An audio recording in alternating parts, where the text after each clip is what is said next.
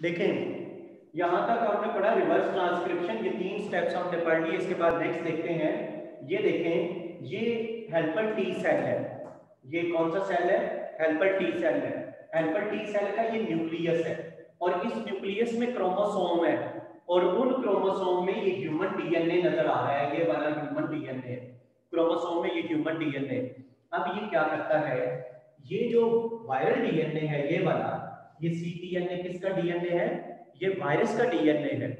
अब ये डीएनए जो है ये एंटर हो जाता है ह्यूमन न्यूक्लियस में। ये इस सेल के न्यूक्लियस में एंटर होगा। ये देखिए इसमें न्यूक्लियस में एंटर हो गया।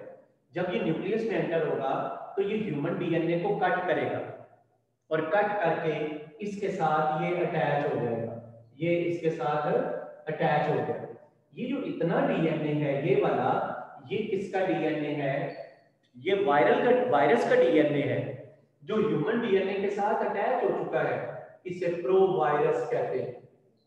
क्या कहते हैं? Pro virus. और ये मैं लिख देता हूं, ये 4th स्टेप है। 4th स्टेप को कहते हैं integration. Integration of viral DNA into human DNA, into human DNA. Integration का मतलब है अटैचमेंट। इंटीग्रेशन का क्या मतलब है? Attachment. Attachment of viral DNA to human DNA. ये वायरल डीएनए है, ये ह्यूमन डीएनए के साथ आकर अटैच हो जाता है और इस कंडीशन में इसे कहते हैं pro virus. And this is controlled, this process is controlled by integrase enzyme. यहां पर कौन सा एंजाइम है? इंटीग्रेज। तो ये जो इंटीग्रेज एंजाइम है ये वायरस का एंजाइम है। इंटीग्रेज एंजाइम क्या करता है? Integrase enzyme attaches viral DNA to human DNA. इस स्टेट में इस वायरल डीएनए को कहते हैं प्रो वायरस। तो प्रो वायरस क्या है? Viral DNA, viral DNA which is attached to human DNA. Pro virus क्या है? Viral DNA which is attached to human DNA. Virus का डीएनए जो ह्यूमन डीएनए के साथ अटैच हो चुका है, इंटीग्रेशन। अब ये वायरल डीएनए यहां से इस सेल को कंट्रोल करेगा। ये जो वायरल डीएनए है ये अब क्या करेगा, ये देखें, वायरल डीएनए एक्टिवेट होगा और इससे बनेगा जीनोमिक आरएनए। क्या बनेगा? Genomic RNA. और इससे बनेगा मैसेंजर आरएनए। 2 तरह के आरएनए बनेंगे। इसको मैं लिख देता हूं, ये नंबर 5 स्टेप है। इसको मैं 5 स्टेप लिख देता हूं। ये देखें, formation of pro virus. Pro virus, ये प्रो वायरस की फॉर्मेशन। इसके बाद नंबर 6 और नंबर 7, ये प्रो वायरस बन गया। और ये नंबर 6 और ये नंबर 7, ये जो दोनों स्टेप हैं 6 और 7, ये वाले स्टेप, ये 6 और 7, ये है ट्रांसक्रिप्शन। ट्रांसक्रिप्शन। देखिए बेटा, ट्रांसक्रिप्शन क्या है? ट्रांसक्रिप्शन है फॉर्मेशन ऑफ, ट्रांसक्रिप्शन क्या है? ट्रांसक्रिप्शन है formation of RNA from DNA. ये जो प्रो वायरस है, ये जो डीएनए है, इससे आरएनए बनता है। इस आरएनए की फॉर्मेशन को कहते हैं ट्रांसक्रिप्शन। आरएनए की फॉर्मेशन को क्या कहते हैं? ट्रांसक्रिप्शन। तो ट्रांसक्रिप्शन के रिजल्ट में 2 किस्म का आरएनए बनता है। एक बनता है जीनोमिक आरएनए, ये जीनोमिक है, जीनोमिक आरएनए। और दूसरा बनता है मैसेंजर आरएनए। जीनोमिक आरएनए, ये जीनोमिक आरएनए है। जीनोमिक आरएनए में इसका जेनेटिक मैसेज है। जीनोमिक आरएनए में क्या है? जेनेटिक मैसेज है। और मैसेंजर आरएनए में बेटा, ये मैसेंजर आरएनए में क्या है? ये देखो, मैसेंजर आरएनए जाकर इस हेल्पर टी सेल के राइबोसोम्स के साथ अटैच होता है। मैसेंजर आरएनए इस सेल के बेटा किसके साथ अटैच होता है? इसके राइबोसोम के। बेटा ये देखें आप,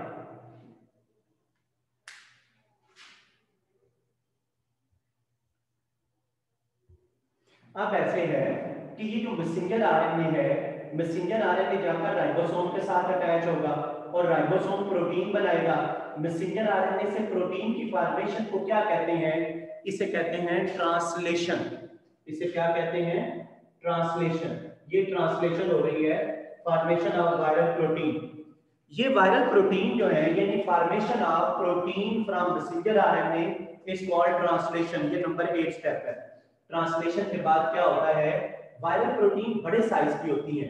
फिर प्रोटीएज एंजाइम, प्रोटीएज एंजाइम इनको छोटे पीसेस में चेंज करता है और इनसे क्या होता है? इनसे फिर ये कैप्सिड बनते हैं। ये कैप्सिड बन रहे हैं, ये देखें, ये कैप्सिड है। और कैप्सिड के अलावा ये एंजाइम्स बन जाते हैं, ये एंजाइम्स है। इसके अलावा ये ग्लाइकोप्रोटीन स्पाइक्स बन जाते हैं। तो यहाँ पर ये वाला जो स्टेप है, ये वाला, ये नंबर 9 स्टेप लिख रहा हूं मैं। और नंबर 9 स्टेप क्या है बेटा? नंबर 9 स्टेप है synthesis of viral components.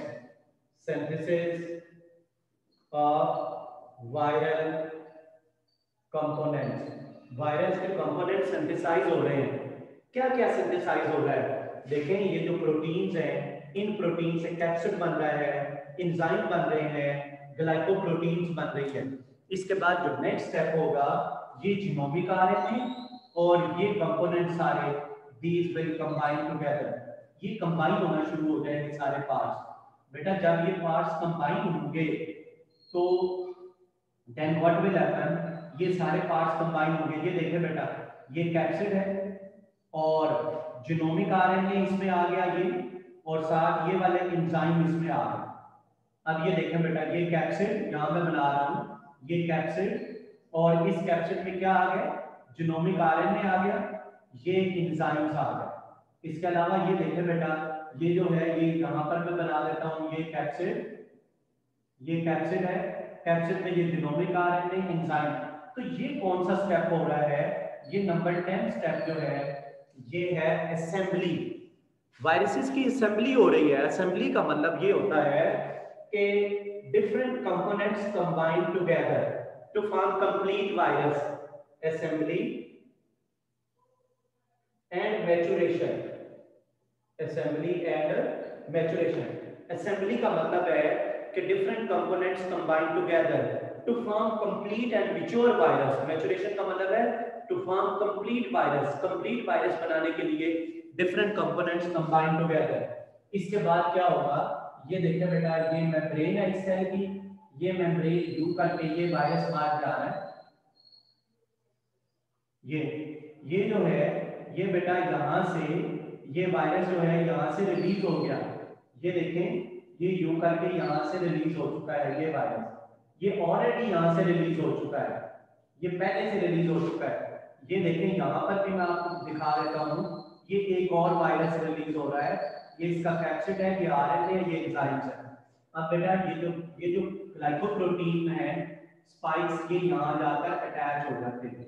Glycoprotein spike भी यहाँ पर अटैच हो जाते हैं और ये वायरस जो है ये रिलीज हो रहा है। बेटा मैंने आपको बताया था ये जो इसके बाहर एनवेलप है, ये वाला, ये एनवेलप है, ये एनवेलप है, ये एनवेलप इस सेल की सेल मेम्ब्रेन है जो बाहर आ रही है और ये ग्लाइकोप्रोटीन स्पाइक यहाँ अटैच हो रहे हैं। तो ये नंबर 11 स्टेप है। नंबर 11 स्टेप जो है ये है रिलीज। नंबर 11 स्टेप क्या है बेटा? Release of viruses. Release virus, HIV release हो जाता है। बेटा देखें, इसका मतलब है कि ये यहां से ये बनते जाएंगे, यहां से रिलीज होते जाएंगे। तो इसका मतलब है ये हेल्पर टी सेल जो है इसका सारा कंपोनेंट जो है, इसके जो कंपोनेंट्स हैं, इसका जो बॉडी है वो वायरस में तब्दील होता जाएगा और ये सेल जो है ये इसका साइज कम होता जाएगा, ये श्रिंक होता जाएगा और आहिस्ता आहिस्ता इस सेल की डेथ हो जाएगी और ये सेल जो है ये डेड हो जाएगा। बेटा देखिए, मैंने आपको यहाँ पर दोबारा बताता हूँ। पहला स्टेप कौन सा है? अटैचमेंट, जिसमें GP120 और CD4 रिसेप्टर दोनों अटैच होते हैं। दूसरा स्टेप है पेनिट्रेशन।